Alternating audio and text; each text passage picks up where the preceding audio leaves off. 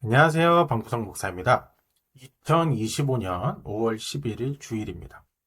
그래서 방구석 목사의 10분 주일 설교로 은혜를 나누고자 합니다. 오늘은 에베소서 4장 1절에서 6절까지의 본문을 가지고 승리는 곧 하나됨이라는 제목으로 은혜를 나누고자 합니다. 우리가 흔히 정말 형편없는 군대를 오합지졸이라고 합니다. 오합지졸의 사전적 의미는 까마귀가 모인 것처럼 질서가 없이 모인 병졸이란 뜻으로 임시로 모여들어서 규율이 없고 무질서한 병졸 또는 군중을 이루는 말입니다. 쉽게 말해 아무런 지휘체계 없이 제각각의 군대를 말합니다.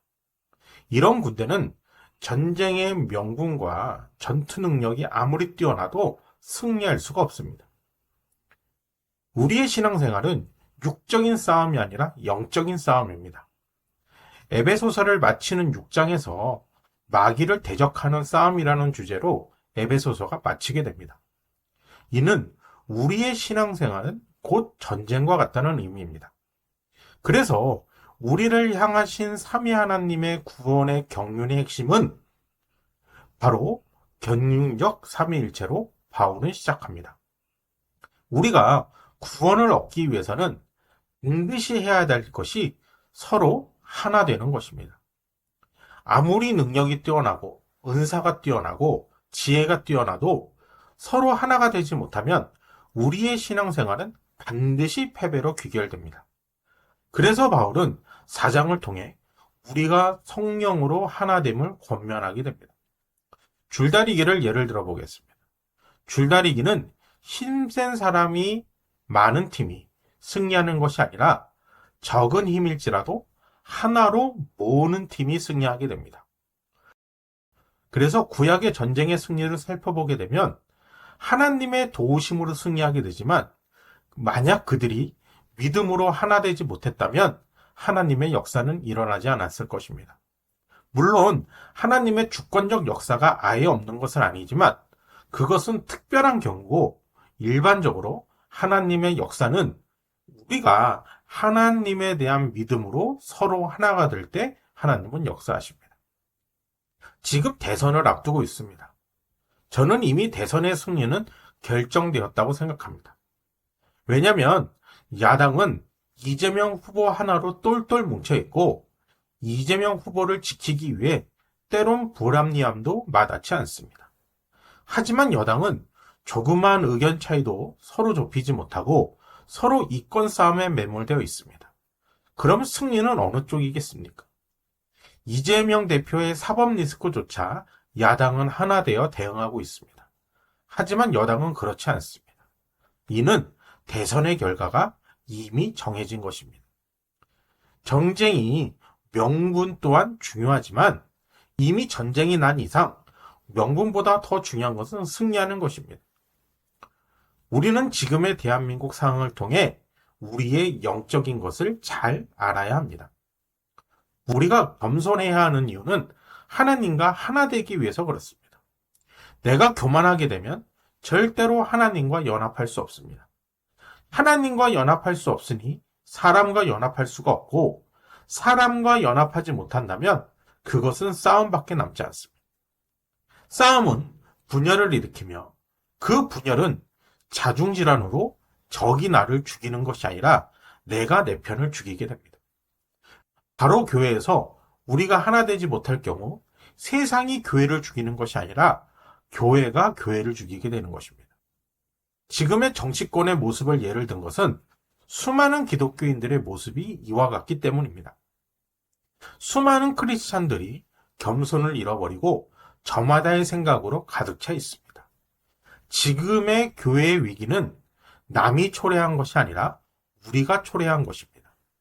하나님의 말씀의 질서가 무너지고 세상의 법칙이 교회를 접먹고 있으며 세상의 지혜로 교회가 오염되어 있습니다. 그렇기 때문에 사단이 우리가 제공한 분열의 틈을 타고 들어와 점차 우리의 하나됨을 더 분열시키고 있는 것입니다. 이는 하나님의 심판을 받을 만한 것입니다. 하나님의 심판은 우리가 얼마나 도덕적인 삶을 살았는가 보다는 우리가 얼마나 나를 죽이고 내가 겸손히 내 생각보단 수많은 사람들의 이익을 위해 나를 희생하며 살았는가? 그로 인해 교회가 반석 위에 쓰게 하였는가? 이것을 통해 우리를 심판하십니다. 그래서 돈이 지배한 교회, 권력이 지배한 교회, 이권이 지배한 교회는 반드시 무너지는 것입니다. 순수하지 못한 세력들이 교회 이름을 통해 세상을 더럽히고 있습니다. 오늘의 본문을 통해 바울은 성도가 마땅히 해야 될 본문에 대해 권면하고 있습니다. 1절에서 3절까지 읽어보겠습니다. 그러므로 주 안에서 갇힌 내가 너희를 권하노니 너희가 부르심을 받은 일에 합당하게 행하여 모든 겸손과 온유로 하고 오래 참음으로 사랑 가운데 서로 용납하고 평안에 매는 줄로 성령이 하나 되게 하신 것을 힘써 지키라. 이렇게 기록하였습니다. 1절을 보게 되면 너희가 부르심을 받은 일에 합당하게 행하여 라고 하였습니다. 이는 하나님의 부르심을 받은 자들이 바로 성도임을 말씀하고 있습니다. 우리는 하나님의 부르심을 받은 자로서의 자부심을 가져야 됩니다. 에서가 배고픔을 못 이겨 하나님이 주신 장자의 고난을 팥죽 한 그릇에 팔아넘겨 버렸습니다. 이는 하나님이 주신 장자의 고난보다 팥죽 한 그릇의 값어치를 더 높게 친 것입니다.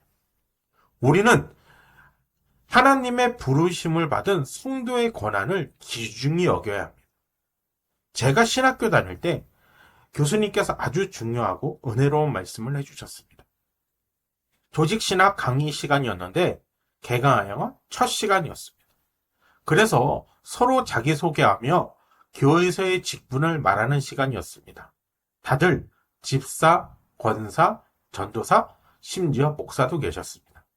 근데 어느 한 분이 저는 그냥 직분 없는 성도입니다. 이렇게 말씀하시는 것이었습니다.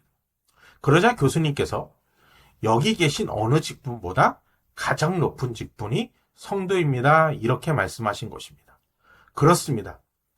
교회에 여러 직분이 있지만 이 중에 가장 귀한 직분은 바로 성도입니다. 왜냐하면 아무리 교회에서 여러 직분을 받았다고 할지라도 하나님께 부르심을 받은 자, 곧 성도가 아니라고 한다면 그것은 아무런 의미가 없습니다. 심지어 목사일지도 말입니다.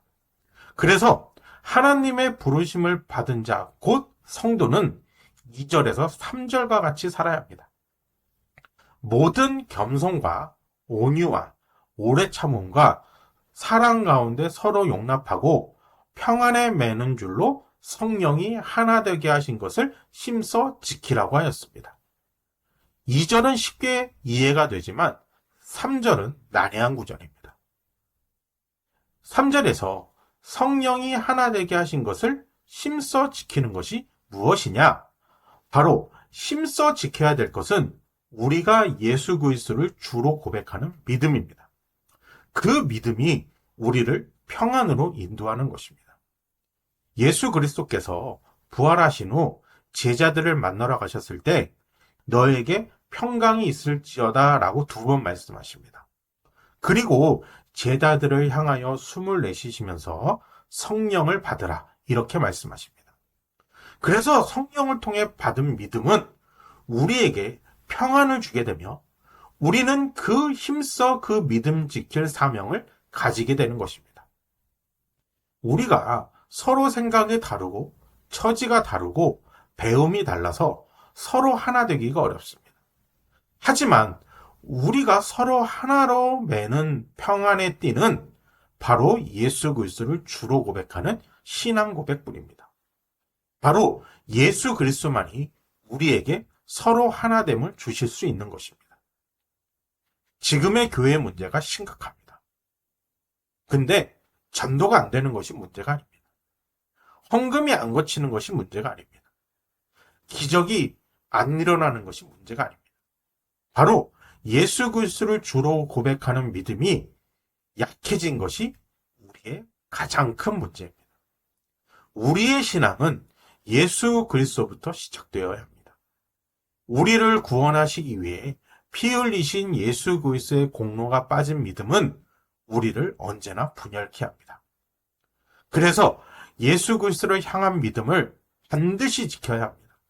그 길만이 교회가 하나님의 나라의 모형이 되어 수많은 영혼들을 구원하는 사명을 감당하게 될 줄 믿습니다. 방구석 목사가 전하는 성경으로 세상 보는 방법을 같이 공유하고 공감하실 분들은 구독과 좋아요 부탁드립니다. 감사합니다.